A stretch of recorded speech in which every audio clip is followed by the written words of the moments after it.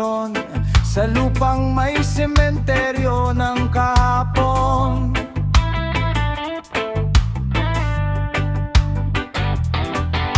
Pinutol ang puno, hinukay ang ugat, ngunit ang multo ng gabi ay nagulat. Itinayo ang kraneng, binuhat ang bigat, ngunit may mata sa taas na nagmamasid sa lahat. Ang dating balite na tirahan ng lihim, ngayon ay nakakabit sa bakal sa dilim. Balite sa krane, sa itaas sumasayaw, sa matayog na tinitirikan may sumpa at sigaw. Huwag mong titingnan ang tuktok sa hating gabi,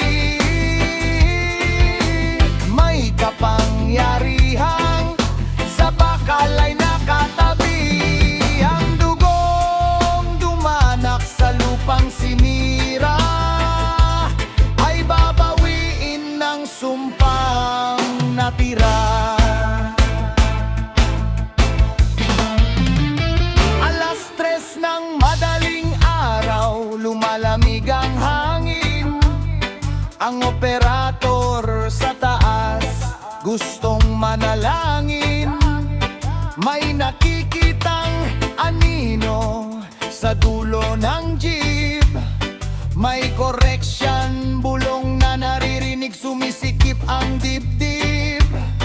Hindi ito langis, hindi ito kalawang, may gumagapang na baging sa mga puwang. Ang bakal na matigas, tila ba nagiging kahoy. Ang amoy ng simento, naging amoy ng patay na sunog na apoy. Balite sa krane, sa itaas sumasayaw, sa matayog na tinitirikan may sumpa at sigaw. Huwag mong titingnan ang tuktok sa hating gabi, may kapangyarihang sa bakal ay nakatabi. Ang dugong dumanak sa lupang sinira ay babawiin ng sumpang natira.